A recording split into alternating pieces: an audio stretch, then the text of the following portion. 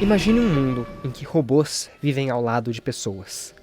Não somente como máquinas, mas como seres quase indistinguíveis do ser humano ao olhar. Esse mundo é visível no filme de 1982, Blade Runner, O Caçador de Androides. Um mundo onde androides, denominados replicantes, vivem em meio à sociedade. Para diferenciar um ser humano de um replicante, é aplicado o teste de Voigt-Kampff, que avalia a memória e as reações emocionais do avaliado diante de perguntas provocantes. No filme, os clones hesitam diante de perguntas como "me conte um pouco sobre as memórias com a sua mãe", e não são capazes de emular as reações esperadas quando questionados sobre o que fariam em situações hipotéticas angustiantes. Por essa diferença, os personagens são capazes de descobrir quem é um ser humano de verdade e quem estaria somente tentando se passar por um. Ainda bem que isso é só ficção. No nosso mundo, ainda não temos androides similares a seres humanos. Mas o que temos são tecnologias que avançam mais rapidamente do que conseguimos acompanhar. Tecnologias capazes de realizar o que antes considerávamos tarefas inteiramente humanas: escrever, gerar imagens realistas, fazer música. Os replicantes de Blade Runner questionam a noção do que é humano e do que é máquina. Tem diferença entre algo feito por uma pessoa ou por um robô? Será que eu vou ser substituído por uma máquina? Qual o valor de algo ser feito por uma pessoa? Existe uma área do design intrinsecamente conectada a esses questionamentos: o design narrativo. Tá, mas o que é design narrativo? Em termos simples, ele é a forma de como uma história é contada, avaliando quais serão os meios usados para compartilhar a narrativa, o tom certo para comunicar o desejo do autor, as ferramentas que estão à disposição do criador e como o usuário vai experienciá-la. Essencialmente, o design narrativo é a ponte que vai levar a história até o receptor e que vai moldar como ele vai perceber essa história. Querendo ou não, todas as coisas comunicam algo, e o trabalho do design narrativo não é escolher as coisas que serão comunicadas, mas a maneira como essa comunicação acontece. O termo é utilizado quase exclusivamente na indústria de jogos. Aquele que preza pelo design narrativo de um projeto é aquele que se preocupa com a experiência do jogador e como ele interage com a história e o universo contido no jogo. O designer narrativo se pergunta como ele pode usar as mecânicas de um jogo para mostrar e amplificar o impacto da experiência, como o combate de Sifu, que mostra seu personagem envelhecendo durante a jogatina e impactando a forma como você o controla. Ele também pensa se a história do jogo será contada majoritariamente em filmes, como em Sonic Shadow Generations, ou se ela será insinuada em crípticas descrições de itens e pistas espalhadas pelo ambiente, como em Hollow Knight. Pelo menos, essa é a função do designer narrativo na teoria. Na prática, o design narrativo constantemente se mescla com as outras áreas do jogo, como escrita, level design, arte conceitual e mecânicas, e é raro existir apenas um profissional com a função de designer narrativo. Apesar de ser um termo mais usado para os videogames, podemos expandir essa definição para várias outras formas de mídia, como animações, música, histórias em quadrinhos, teatro. Afinal, o que todas essas áreas têm em comum é que são diferentes formas da milenar arte de contar uma história. Nós vivemos em um mundo em que tudo é para o agora. Tudo o que fazemos, arte, histórias, sentimentos, se torna um produto que deve ser produzido, encaixotado, vendido, consumido e descartado. Tudo o mais rápido possível e com o mínimo de qualidade aceitável. Qualquer significado da ideia original é processado para se tornar entretenimento supérfluo. A atenção aos detalhes se perde, como se fosse esperado que o público não gastasse mais do que alguns segundos olhando para cada coisa que é apresentada a ele, e nada fosse feito para durar e ser apreciado por anos. Para o empregador, todo gasto que puder ser cortado é melhor. Designers, assim como outros trabalhadores da área criativa, muitas vezes se veem obrigados a se sujeitar a condições de trabalho precárias para continuar fazendo aquilo que amam. Para muitas grandes empresas, a inteligência artificial generativa surge como se fosse uma magia, que pode deixar obsoleta a única peça que faltava ser limada do processo criativo: as pessoas. A inteligência artificial generativa é capaz de gerar em poucos minutos o que um ser humano só consegue fazer em dias, sem nunca descansar e sem nunca ficar doente. Em termos de eficiência e rapidez, não temos como competir com uma máquina voraz, com capacidade imensa de processamento e alimentada por dados retirados de todos os cantos da internet, com ou sem a permissão dos seus criadores. Mas não tem por que se preocupar, né? Pelo menos ela não consegue gerar de forma precisa os pequenos detalhes de cada peça de forma consistente. Mas, com a velocidade vertiginosa em que sua capacidade avança, o que vai acontecer quando as máquinas forem mais eficientes que nós em tudo isso? Não brigue, disse a avó olhando através da janela para uma enorme estrutura dourada que flutuava muito alto no céu. Olhem, está passando sobre nós a cidade dos anjos agora. É um bom sinal. E, pegando um crucifixo em seu pescoço, disse: Vamos rezar. Mas assim que começou a oração, ela desmaiou novamente e não acordou mais. Por um mês, ela lutou pela vida, enquanto André e sua mãe ouviam que não haviam curandeiros suficientes para curá-la definitivamente. Esse trecho foi retirado de um texto produzido como projeto pessoal de Bruno Furlan. Em sua escrita, ele contém mensagens encontradas nas entrelinhas especificamente posicionadas pelo autor. Como esse texto ficaria se ele tivesse sido feito por uma máquina? No céu, passava lentamente uma estrutura dourada, flutuante, reluzente como o próprio sol.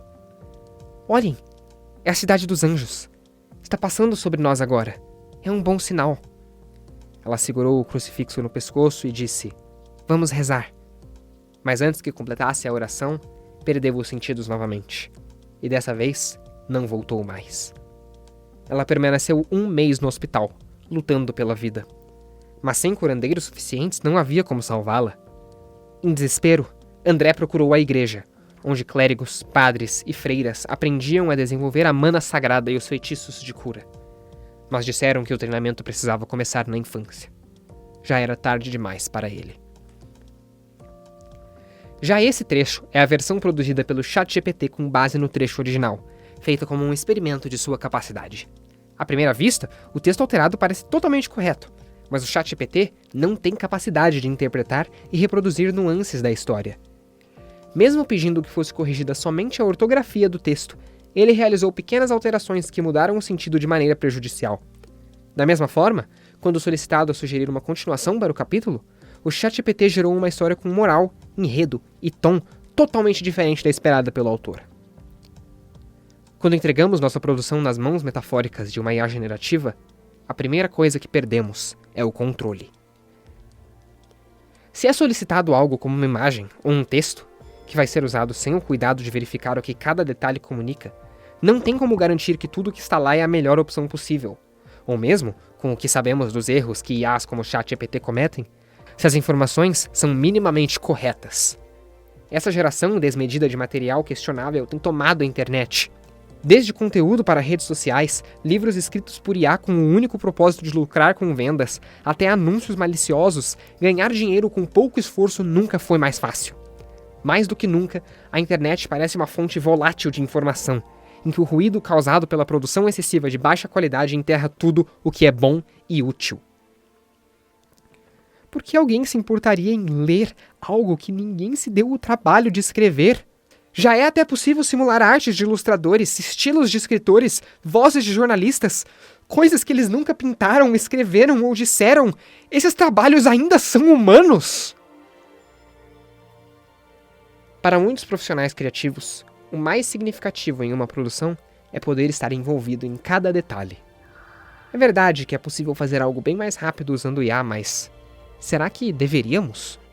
Assim como um músculo, as faculdades humanas de julgamento crítico e criatividade precisam ser exercitadas constantemente para não se atrofiarem. Se terceirizarmos até o pensamento e tarefas simples a uma ferramenta externa, corremos o risco de ter essa capacidade reduzida para quando precisamos realizar tarefas mais complexas. A discussão sobre IA tem sido sobre como integrá-la forçosamente no trabalho de pessoas que estão relutantes e desconfiadas a respeito de como isso pode contribuir para o trabalho delas.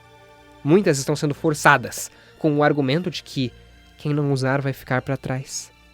Isso gera um forte sentimento de animosidade nos artistas que valorizam suas produções e falha em apontar qual a real vantagem que isso traz a eles. Você pode produzir muito mais rápido, sem cometer erros, sem ter que gastar tempo com cada detalhe. Mas isso é tão ruim assim? E se a paixão da criação tem origem no processo de passar tempo garantindo que cada detalhe de uma peça seja exatamente como quer? Qual a real vantagem de IA para os artistas, além de tentar se manter longe da ameaça de ficar sem emprego e ser substituído por alguém que aproveita as novas maravilhas da tecnologia? Será que é possível pensar com um pouco mais de cuidado e intenção para decidir como, e até mesmo se, queremos incorporar essas tecnologias em nosso trabalho?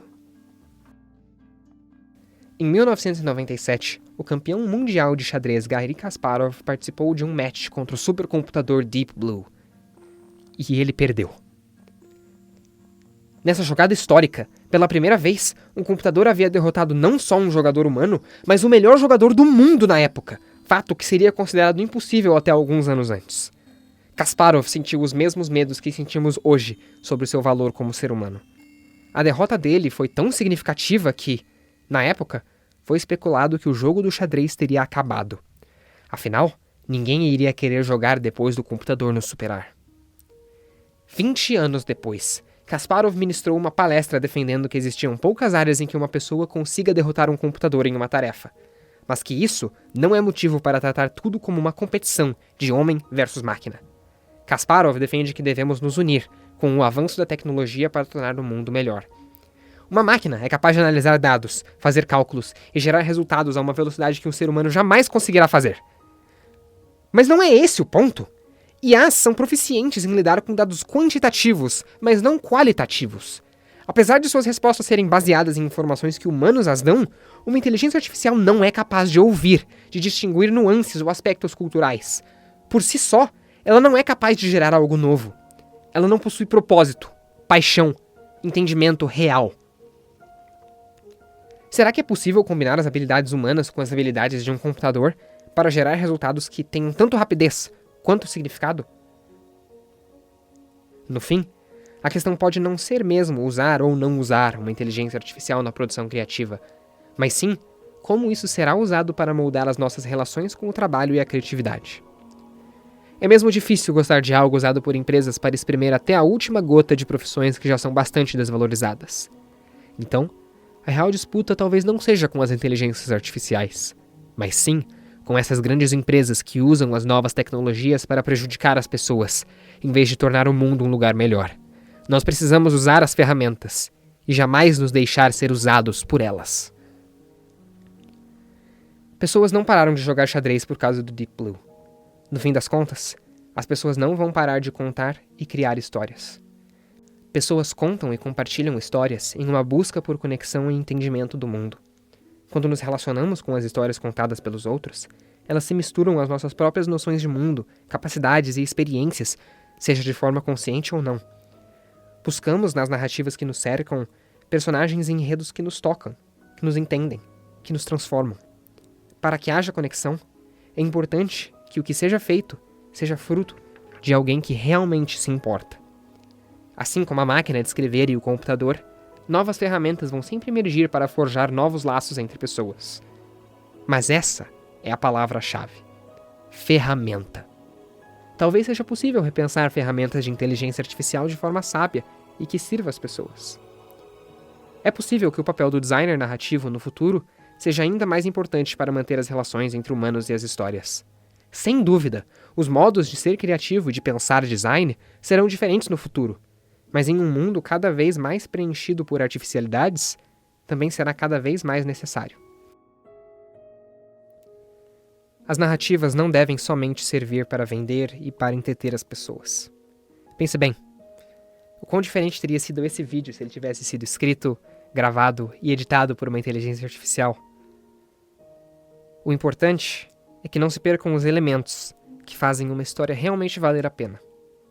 As ideias, memórias e emoções de seres humanos reais.